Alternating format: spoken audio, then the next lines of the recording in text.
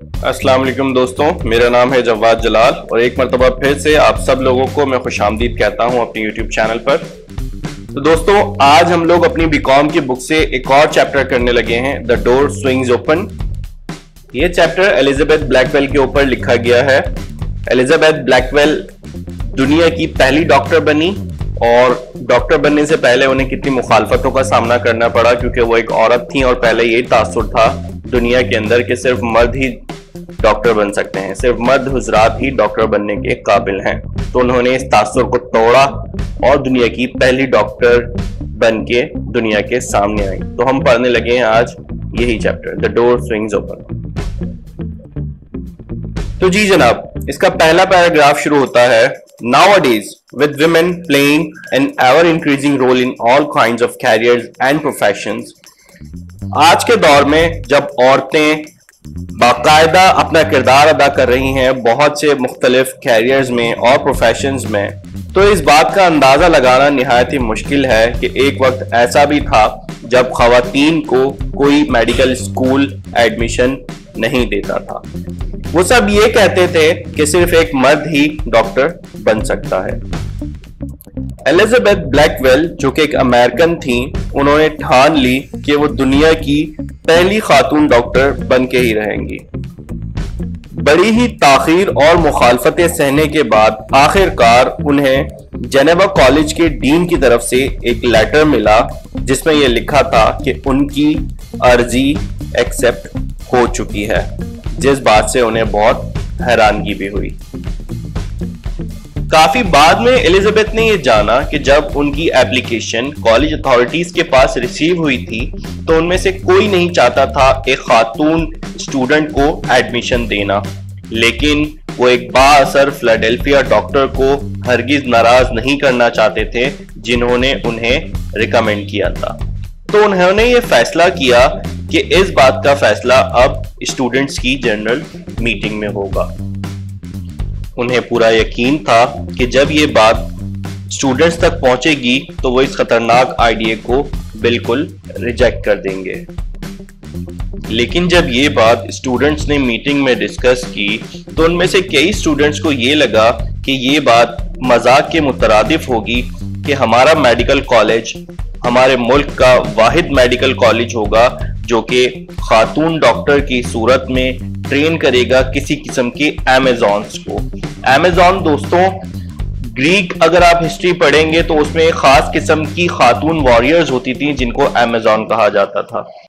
उनमें से कुछ लोगों को ऐसा लगा कि औरतों को भी बराबर का मौका मिलना चाहिए, जबकि उनमें से कुछ लोगों को ये सब एक मजाक लगा। तो एलिजाबेथ के फेवर में वोट हर जगह से पड़ा।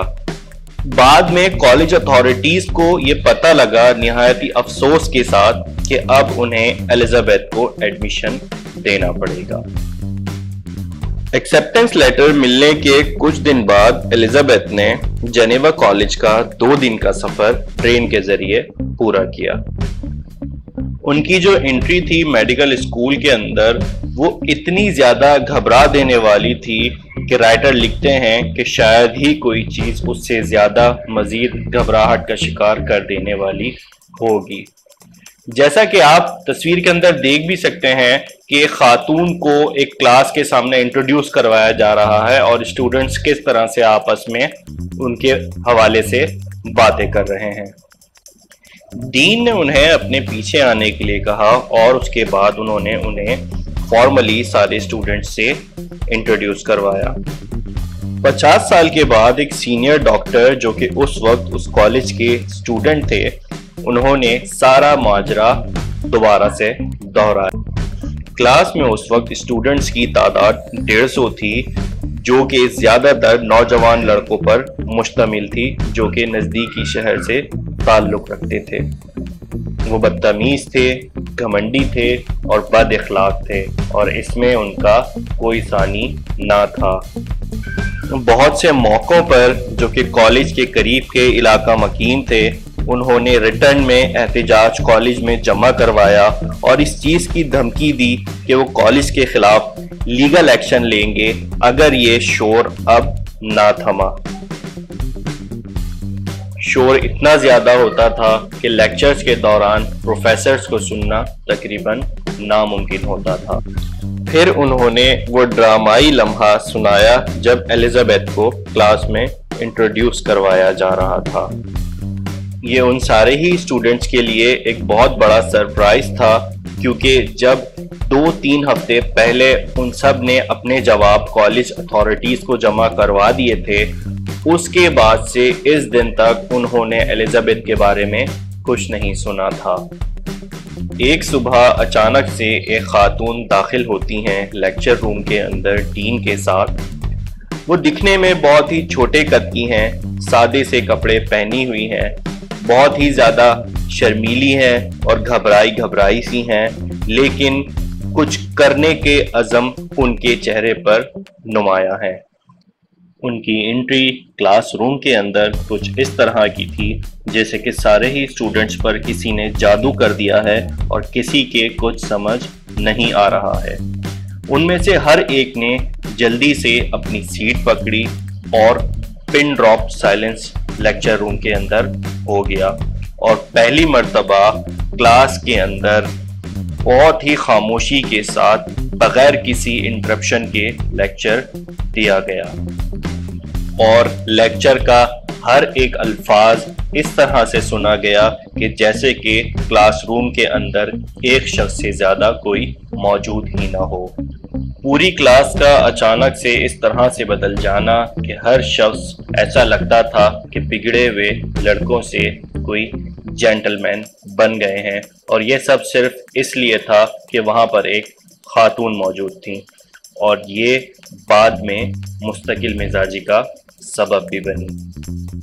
तो दोस्तों, ये एक छोटी सी स्टोरी थी एलिजाबेथ ब्लैकवेल की, जो कि इस दुनिया की पहली ग्रेजुएटेड डॉक्टर बनी जो एक अमेरिकन थी और जिनके आने से इस तरह से जो बिगड़े हुए स्टूडेंट्स थे वो यकजा हो गए और पहली दफ़ा उस क्लास के अंदर पिन ड्रॉप साइलेंस के साथ लेक्चर दिया गया और जिस लेक्चर का एक एक वर्ड जो है वो सुना जा सकता था। तो इस स्टोरी का मोरल ये है कि अगर हम डिटरमिन कर लें तो हम कुछ भी इस दुनिया में अचीव कर सकते हैं। अब इंशाल्लाह ताला आप लोगों से मुलाकात होगी एक नई वीडियो में एक नए टॉपिक के साथ। तब तक के लिए अपने मेज़बान और टीचर जवाद जलाल को दीजिए इजाज़त। अल्लाह हाफिज़, अल्लाह निगहबान।